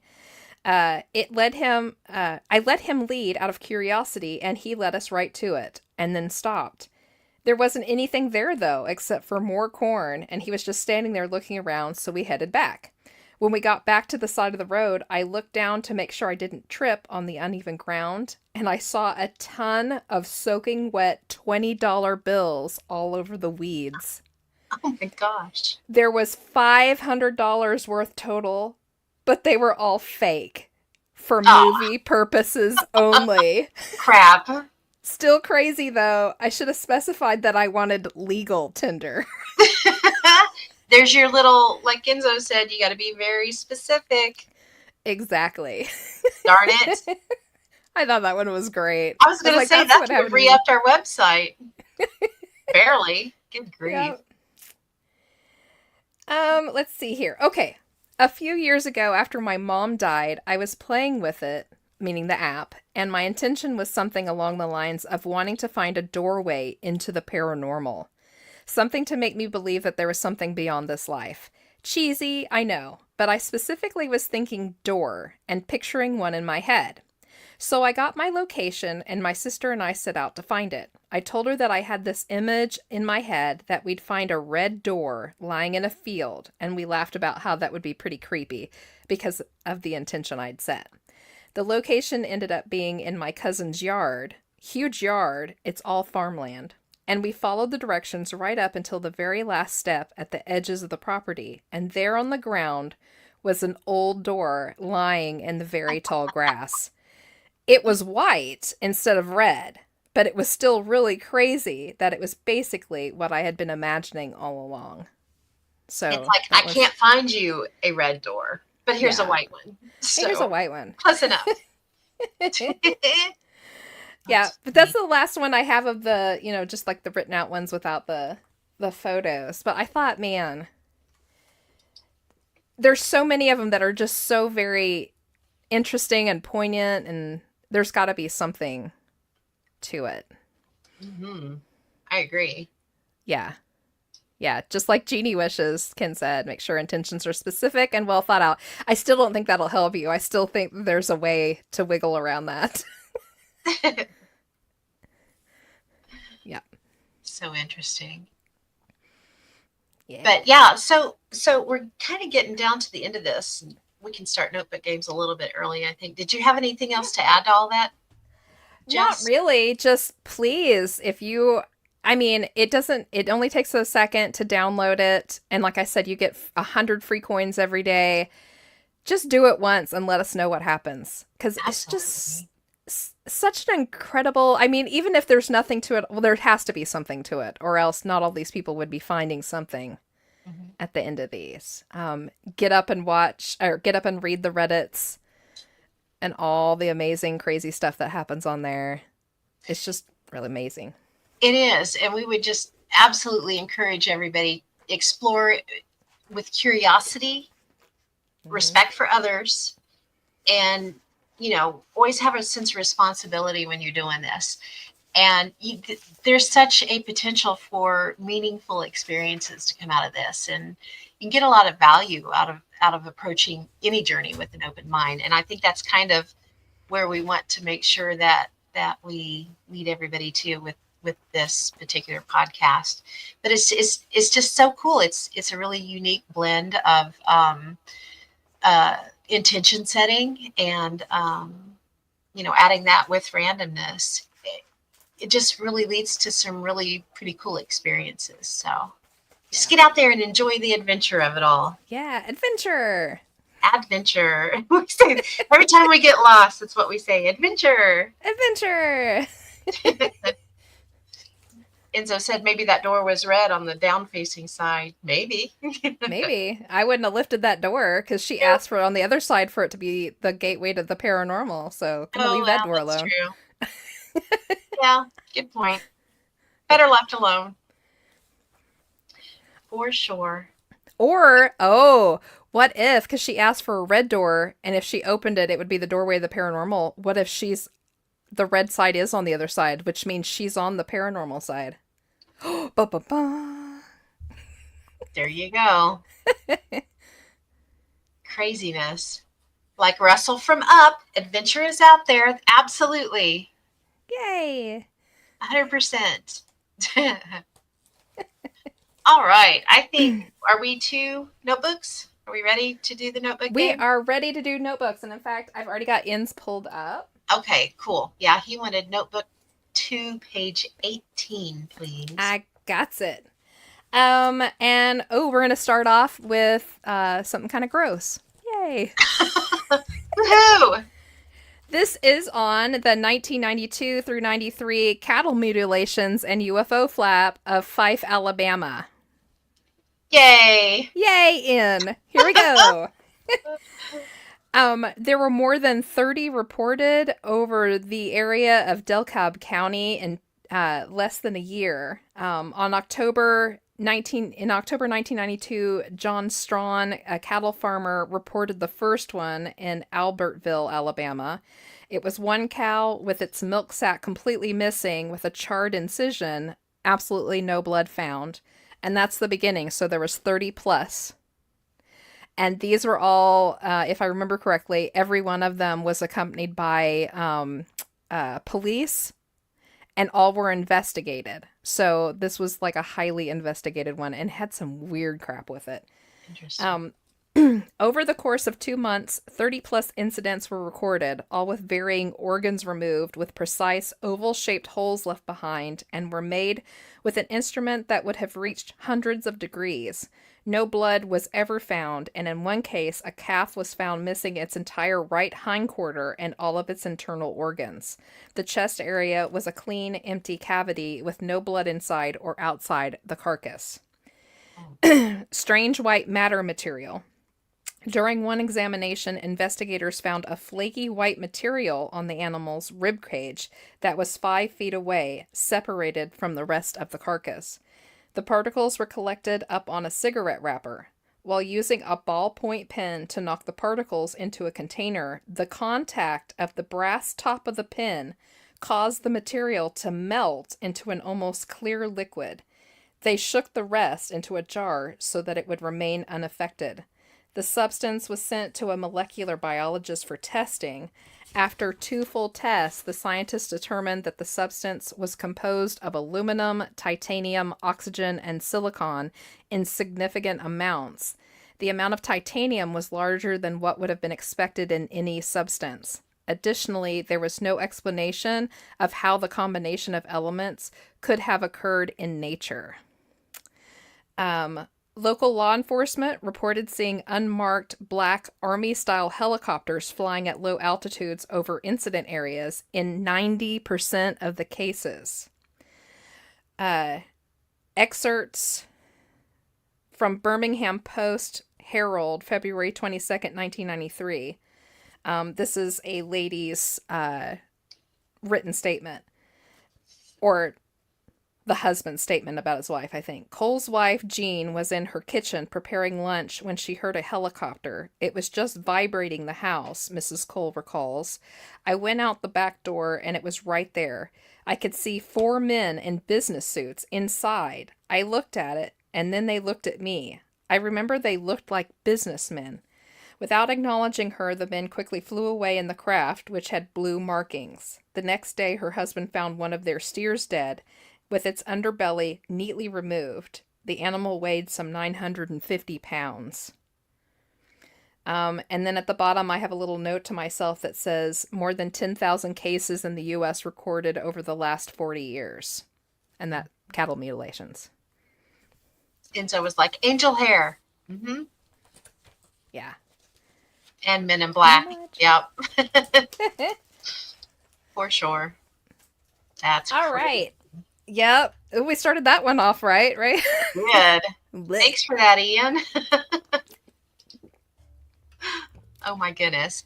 Okay, Chelsea had book 1, page 1. Oh, easy enough. All right. This is on the Bridgewater Triangle. Oh, nice. Okay, Bridgewater Triangle is about 200 square miles in southeastern Massachusetts. The anomalies that they find there and have reported UFOs, poltergeists, orbs, fireballs, Bigfoot, giant snakes, thunderbirds, animal mutilations, puckwudgies. And if you don't know what that is, they're like little trickster creatures, kind of like little people. Algonquin is, I believe, is what puckwudgies come from. Maybe. Yeah. Native American curses, ghosts, and black helicopters. Oh, they're rearing their ugly heads tonight, aren't they? And also spook lights. Places and landmarks within the Bridgewater Triangle. The Hockomock Swamp, or the Devil's Swamp, the place where spirits dwell. It's an actual Indian burial area also, so that's like a triple whammy. Dighton Rock, which is a very famous rock with some strange writings on it they've never deciphered. Freetown Fall River State Forest, site of cult activity, including animal sacrifices, ritualistic murders by Satanists, and gang murders and suicides live there. Profile Rock, where historical figure Wampanoag Anawan received the last wampum belt from Philip. Legend says a ghost man can be seen sitting on the rock with his legs crossed with outstretched arms. Solitude Stone, or Suicide Stone, an inscribed stone located near Forest Street in West Bridgewater that was found near a missing person's body, and it says, all ye who in future days walk by Nuckatesset stream, love not him who hummed his lay cheerful to the parting beam, but the beauty that he wooed. That is a mouthful. That was. Enzo said they got it all up there. Boy, do they. Yes. And there's also several haunted places, and this is that listing. Anawan Rock, Lake Nipponicket, Raynham, Taunton Dog Track, cemeteries in Rehoboth, King Philip's Cave, the Hornbein School, Shad Factory, and the Taunton State Hospital all resides within this one little triangle. So, high That's strangeness crazy. area. Yes, for sure. That is quite a lot going on there. For sure, for sure. Okay, Enzo is next. Book 1, page 15. Same one. All right. Yeah, just a little bit further down.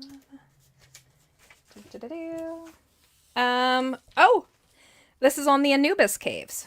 Oh, nice. Yeah. Okay, the Anubis Caves are in the panhandle of Oklahoma, in case you've never heard of them before. The interesting thing about the Anubis Caves it's well, that's not huge. There's a cave system there several caves full of Egyptian hieroglyphs and Celtic markings, and it's like a whole mishmash of carvings that should not be in the middle of Oklahoma. Very strange. Um, it's also full of petroglyphs, Celtic, Egyptian, Anasazi, and a set of 5 caves. Represented are animals, plants, people. The Celtic language, Ogham, symbology, and Egyptian hieroglyphs, including the sun god Anubis, dates to the first dynasty of Egypt. I'm trying to get the picture to show. In That's plain sight. Anubis. Yep. Yeah.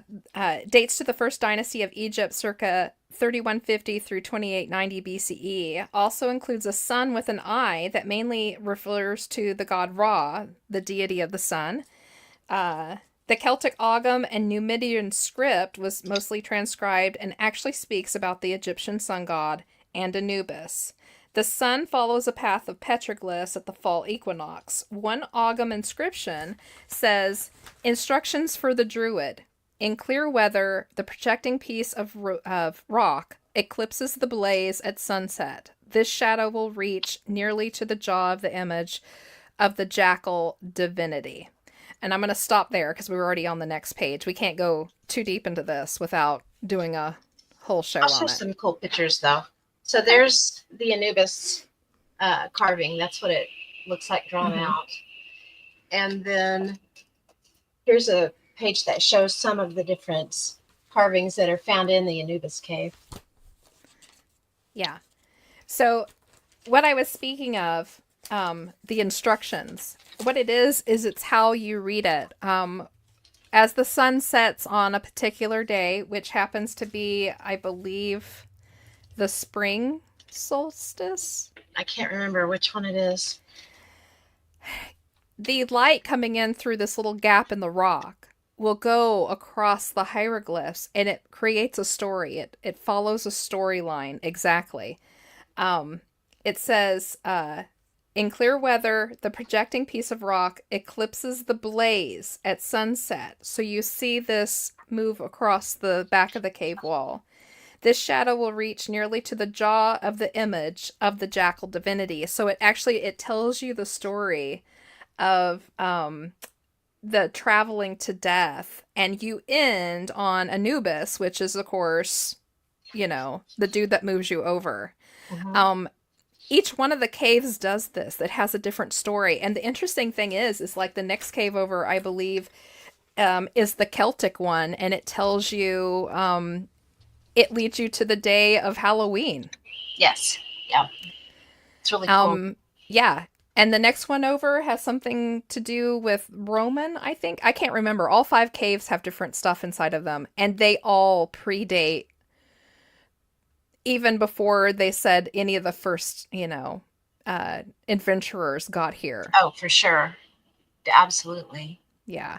Which, where did Anubis come from? Egypt. So how could people have known of these Egyptian gods and things yet, but for them having been in Egypt at some point, and if those were there before, the white man ever was, that speaks volumes about who was here before us, and that we weren't the first ones to discover America. Enzo says he'd like to go check that place out. We would love to too. Unfortunately, it's on private property. And you kind of have to know the right people to get back in there, and I don't know those right people. I don't either. Ken said, where is this and how far? It's in the panhandle of Oklahoma. Is pretty close as we can get to it, is just knowing it's there. I know somebody that knows a little bit closer to where it's at, but I'm not even sure they know completely how to get there. Yeah, I'd give anything to go see that in person. Ugh, could you just imagine just standing there in front of it? I would flip out. I'm a nerd. Big time. And Chelsea said there's an amazing podcast called Bridgewater that's all about all of that, and it's so good. That's cool. Oh, cool. About the Bridgewater Triangle. Oh, maybe Randonautica can find us a way into it. Maybe.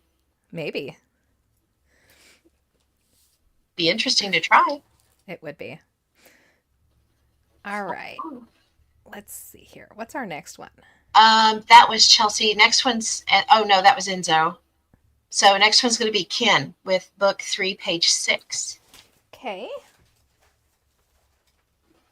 Easy enough. All right. Time to sleuth and find names to contact. Yep, for sure. The book I have, it's by Gloria Farley, and she's passed on now, but she did more for the area and actually the United States than a lot of people did. She's up there with, I can't think of his name off the top of my head, Barry, can't remember his name. But she preserved and documented so many of these places. She's from Heavener, Oklahoma, and she was one of the first people to recognize that those were actually runes on the runestone, where Runestone Park is now. But yeah, it's very cool. Very cool book. All right. Ken's is the Isidore Fink mystery. Isidore Fink. Yeah. Cool Okay.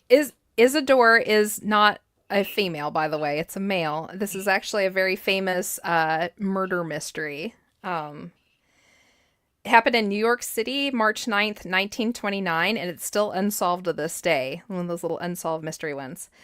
Polish immigrant Isidore Fink was murdered in his New York City laundry.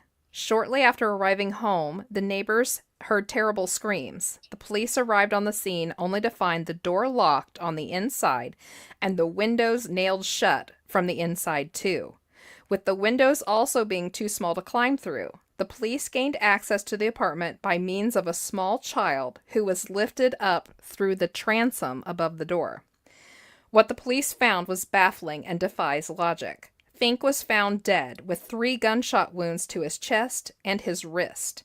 No weapons were recovered from his apartment, while the only fingerprints found were his own. Murder was ruled out by the fact that the murderer would not have been able to lock the door from the inside. Moreover, no murder weapon was recovered. However, suicide was also deemed impossible given the lack of the murder weapon. Also, it's unclear why a suicidal Fink would have shot his wrist first. The scenario of a shot having come in through the window was also ruled out due to the singed skin around the wound. NYPD Commissioner Edward Mulrooney closed the case as unsolvable. And underneath of it, I have more notes because I went back and looked up more information on it. Isidore Fink, age 30, owned and ran a small laundry business at 4 East 132nd Street. The wound was to his left hand, not his wrist.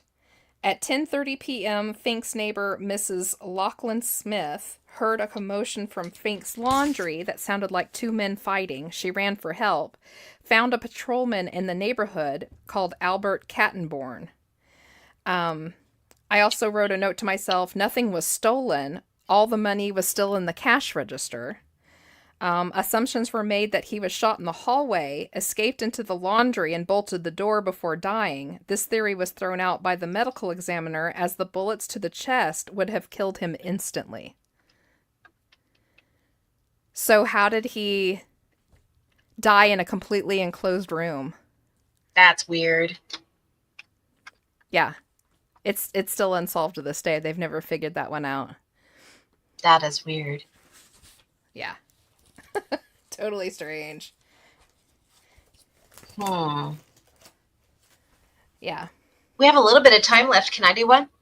Absolutely. Let's do it. Okay. Book 4, page 44. All right. We can do that.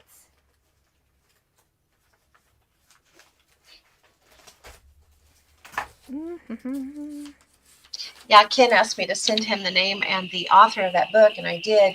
If I remember correctly, Ken, we ended up having to call the Runestone Park in Heavener to order it from them, because I think that was where we could get it. But I'll have to double check that. Ken said they never found the secret trapdoor. No joke. Apparently not. Okay, Pam's page is on the Choctaw Bigfoot War of 1855. Ooh, cool. Yeah. Just for you all at home, because I'm not going to go back and reread through all of this. This is some of the legends behind the Spiro Mounds in Oklahoma, the famous And Spiro Mounds. which is really interesting because they're just up the road from Heavener. And if you go to Yeah, Spiro, you normally do make the trip on down to Heavener because it's so close. That's yeah, interesting. yeah. It is. We've got a lot of tie-ins tonight. Yeah. Um, so this happened in 1855, Lafleur County, Oklahoma, and also McCurtain County, that same kind of area. They're kind of like right on the edge of each other, so both counties.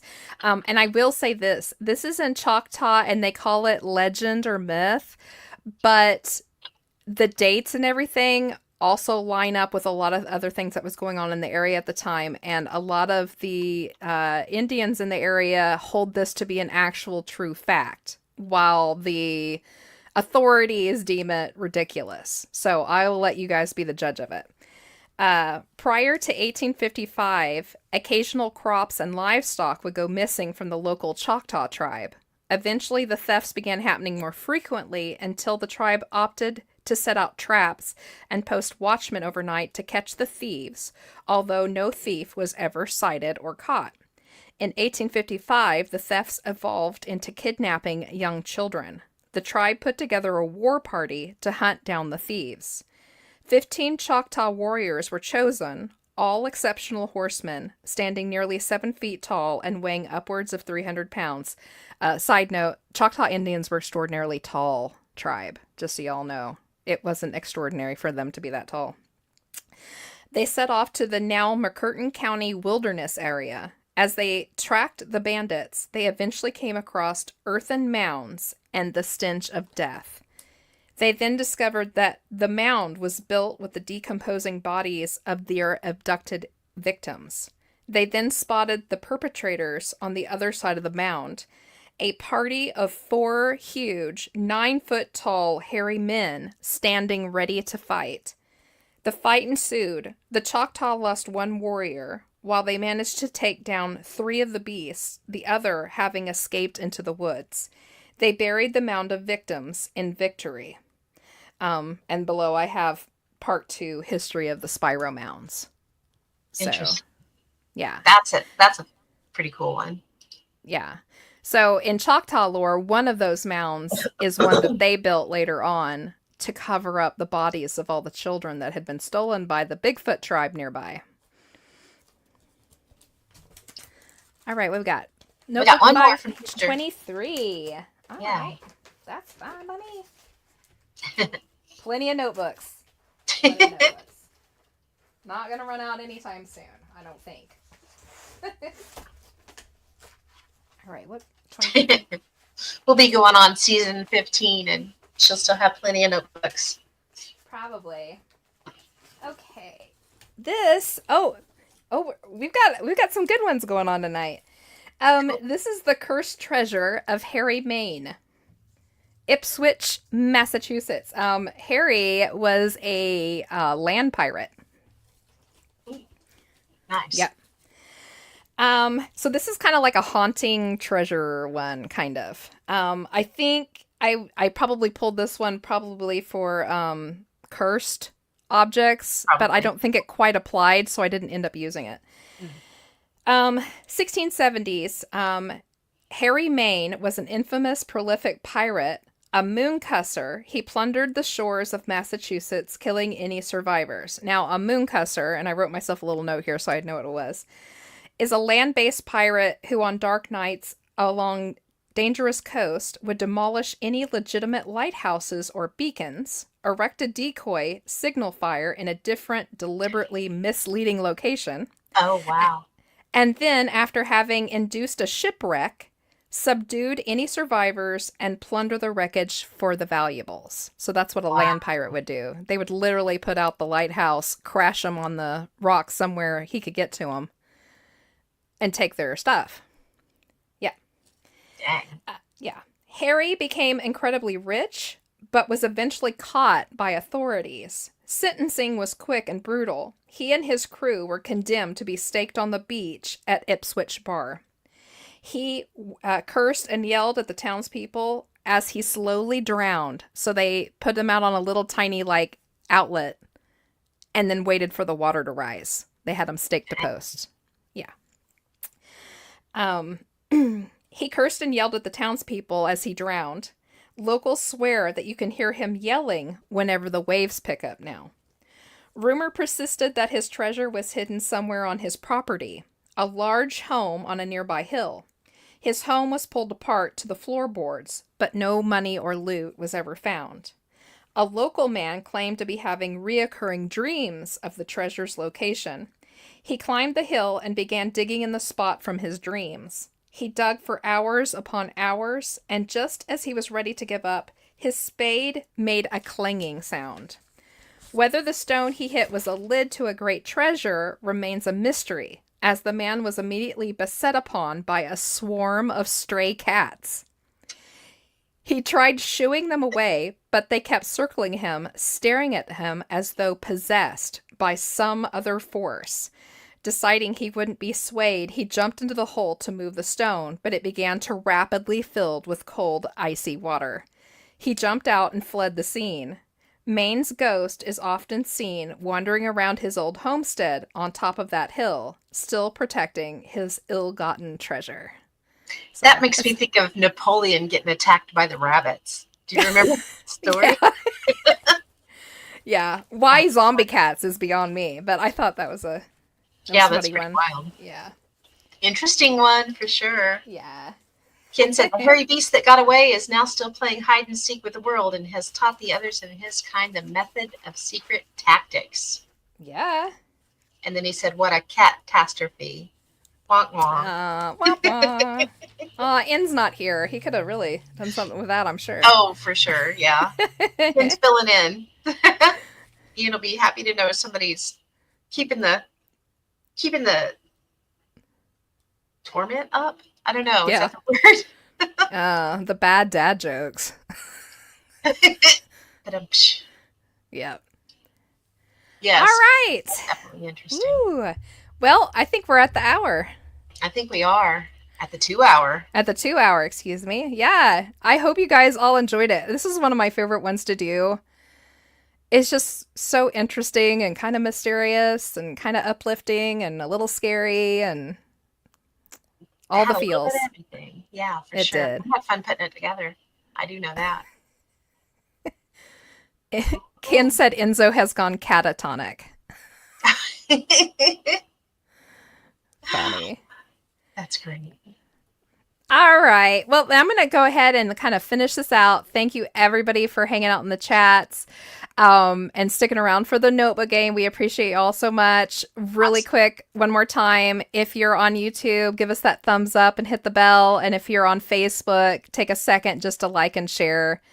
And send in your show ideas or even stories and your Randonautica stuff if you download the app. Let us know. We'll totally 100%. put it up. Even if you don't find anything, we want to hear about it.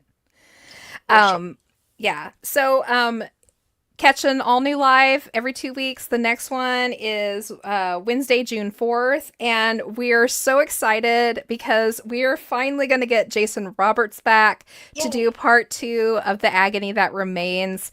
If you haven't heard the first one, go back. I think it's been about a month or a month and a half. Maybe a little bit more. Yeah.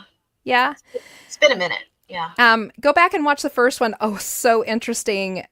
He's just a wealth of information, and Pam and I were hanging on the edge of our seats because we were getting to hear more information than what we got from the book. Definitely. And he's promised to bring back a lot more pictures and really go into depth on some of the investigations that we kind of hopped through.